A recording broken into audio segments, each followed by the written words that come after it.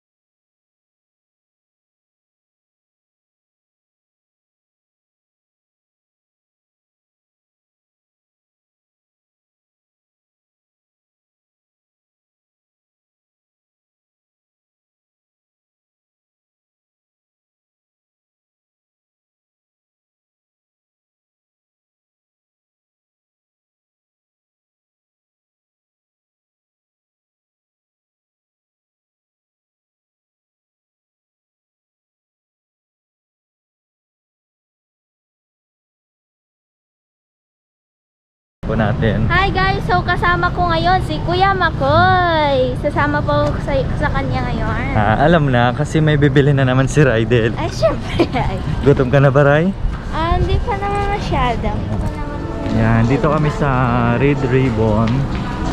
Bibili kami ng Black Forest cake. Ito na lang malaki. So ayan mga ka-MJ, nabili na po namin yung cake. Yes. Yan. Syempre, pink candle.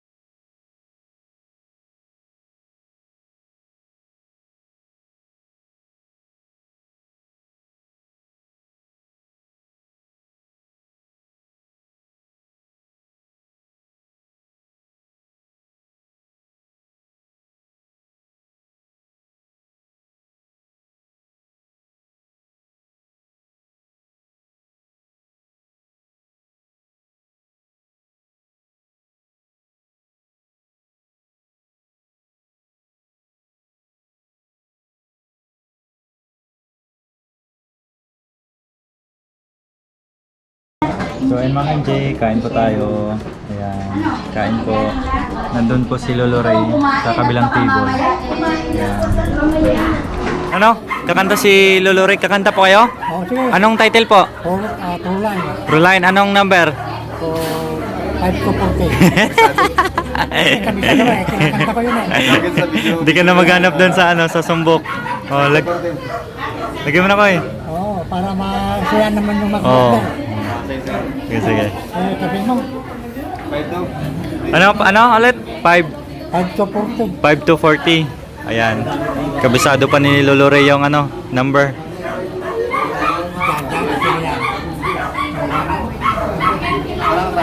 Salang mo na.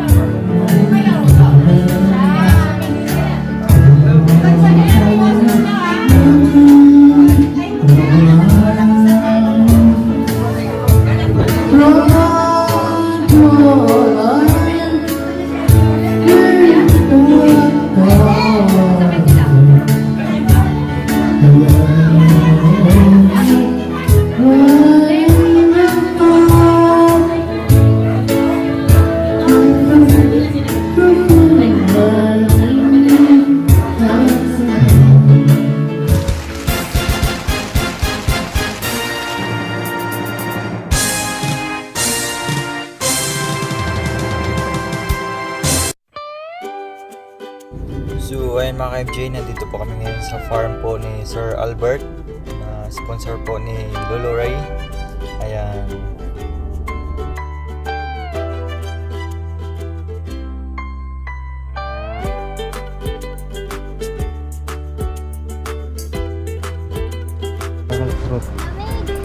So ayun mga ka-MJ, marami pong puno ng saging, ng mangga, malunggay.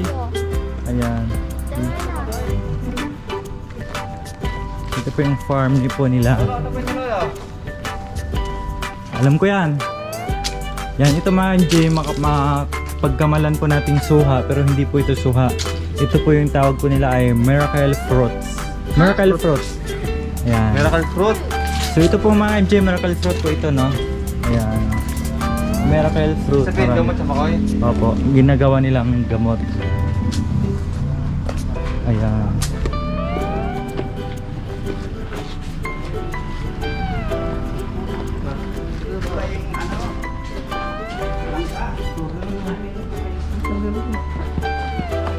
Yan no, dami lang ka. Uy, may mga ano pa dito oh. Kulungan ng mga baboy. Kaya ako, siguro yung...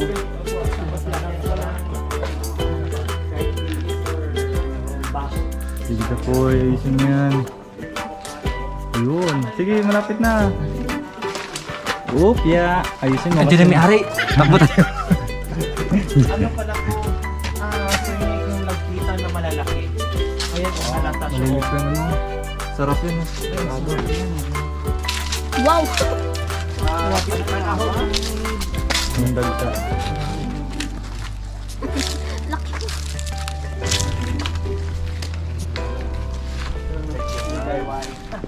Kaya ako, illegal white. Daming kwarta pa. Ay, wow, ang sarap dito, oh. Tambayan. Bayan. Retired pala. So ito mga ka-MJ, langka, panggulay. So ayan po mga kababayan, nandito tayo ngayon sa farm ni Sir Al. Kasama po natin yung kanyang brother. Tinor po tayo. Ang lawak, ang dami itong prutas. Diyos ko magsawa Sir Nick. kayo mga kababayan. Sir Hi Nick. po, Sir Nick. Sir Al, ayan po, kasama po namin. Tinor po kami ni Sir Nick. May mga gulay, mga kababayan. Diyos ko, halos lahat ng prutas nandito na po. Mayroong 14 puno yata yung Mangga. Napita naman tayo dito, lawak mo. Oo. Ayan, may mga sitaw. Oh, diba? Tapos mga mangga na po yan dyan. Itong nakabakod na nakaikot po, Sir Nick. Ito po yung kay Oh, Sir. ayan yung Sign ang sa ganda kanila. ano. Ang ano ng lupa niya ganun. Parang pavi. Pavi Doon. Tapos nandoon yung luwang. Yung pinakamaluwag 54 plus square meter ang wide. Pero yung front Sir Al, 120. swimming pool po dyan ah. Sigurado yan, no? Dito yung pagawa sa Ay, Doon po yung swimming pool, Sir Al. Ang suggest ko, magpatayo sa bahay, medyo harapan. Pagkatapos doon sa likod, demolish lahat yung Mga- kulungan ng opo, baboy. Doon ang swimming pool. Opo, tama. Dahil mas malo. dito ang gulayan. Nako. Baka mag-aasawa na siya pag ano. Mag-aasawa na si Sir Al. Pupunta kami uli kakain ng lechon. Pagkasal na. Nako. Ito po yung farm ni ni Sir Al. Opo, sabi niya pwede na po kayo dito bumisita, din pwede rin pag ganon-ganon. May duyan, doon ako. Sabi nga po niya kanina Sir Nick, ako sama na ako sa inyo kasi ang dami nila, nahihiya ako. So hindi mga bisita po yun ni Sir Nick. Dalawa na lang po sila mamaya dyan. Sabi ni Sir Al, hindi, wag kang umuwi, bukas na umuwi. Sabi niya, bukas ka na. Nahihiya po si Lolo Ray. Yan, so maraming salamat po kay Sir Albert at saka sa kanyang mga kapatid na napakabait po mga ka-MG, no? Yes po. Inimbitahan po Laki kanila. sila ng Amerika, halos lang magkakapatid. Doon na sila tumanda pero pag nakasama at nakausap mo sila, parang dito lang sa Pinas, no? Napaka-humble silang lahat. Diyos ko, bihira lang tayo makahanap ng ganitong mga klaseng pamilya. Maraming salamat po sa pag-welcome namin dito, sa amin dito, Sir Al.